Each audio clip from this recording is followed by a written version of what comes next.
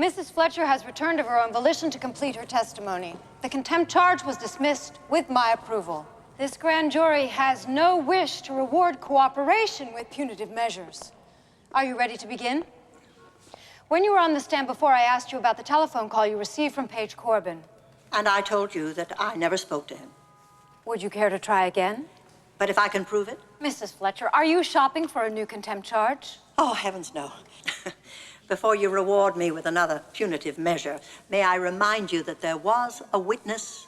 Nick Logan was with Page Corbin when he hung up the phone without speaking. Yes, and may I remind you that Nick Logan is an alleged murderer. We do seem to cross swords, don't we? Look, to avoid any further misunderstanding, I'd like to make myself clear to the grand jury. Mrs. Fletcher, unless you answer my questions, this grand jury will not be interested in anything that you have to say. Maybe you've forgotten, Miss Rayburn. They call it a hearing. What is Lieutenant Riley doing here? I do not remember inviting a policeman into my jury room.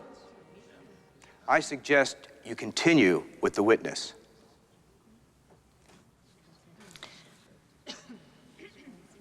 Mrs. Fletcher. Thank you. This is a fax of June 2nd, 1966, an early edition of the New York Sentinel. Mrs. Fletcher, we are examining current criminal activities, not excavating ancient history. James Holland, 33, a Securities and Exchange Commission agent, was on his way to pick up his 10-year-old daughter, Carla, at school yesterday afternoon. The little girl saw his car sideswiped and run off the road by a hit-and-run driver. Mr. Holland's car collided with an abutment. He was killed instantly. The car burst into flames. The newspaper left out Carla Holland's middle name, Annette. Raven was her mother's maiden name. You were that little girl. Mrs. Fletcher. James Holland was your father. He'd been investigating a stockbroker named Mason Logan. You were horrified and so frightened. You saw the driver of the other car. It was 2 days before you could bring yourself to describe him to a police sketch artist. But he drew this. The man who killed your father was never caught, but the incident marked you. And 30 years later, just a few days ago, you saw the man in the flesh. It was Page Corbin, and you killed him. Madam Foreman, this witness is excused. A little while ago, when I saw the sketch that the police had made, from your description of the killer 30 years ago, I realized that it resembled Page Corbin.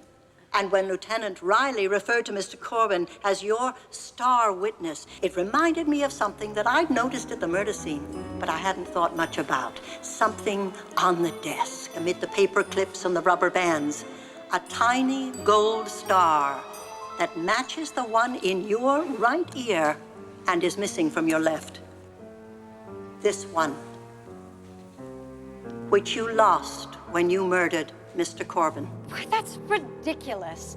I must have lost it when I met Lieutenant Riley at the murder scene. That's not true, Miss Rayburn. This crime scene photo happened to have been snapped at the moment you entered Nick Logan's warehouse office. As you can see, the little star wasn't in your ear.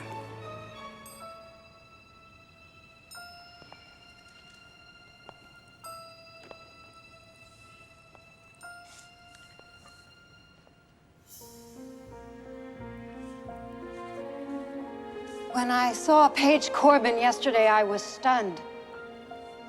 Suddenly, there I was, face to face with the cause of all my nightmares. But you had provided Mr. Corbin with a number where he could reach you, an answering service to which you subscribed under the name of John Smith. The number he was trying to call when he accidentally reached mine instead. Yes, but that night, I went to confront him.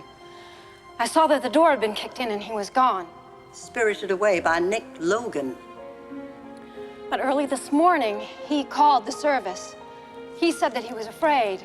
He said that he wanted to testify against Mason Logan in exchange for immunity from prosecution. Well, I said that would be no problem. I mean, my father had been investigating Mason Logan for years.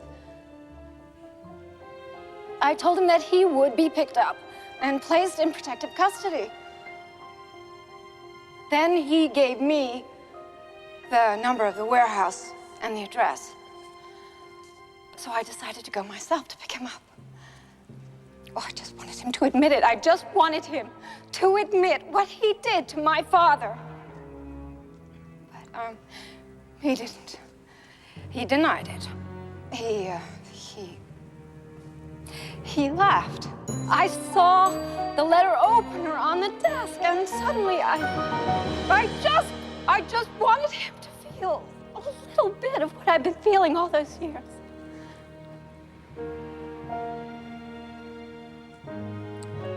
Lieutenant Riley, will you do the honors? Of course.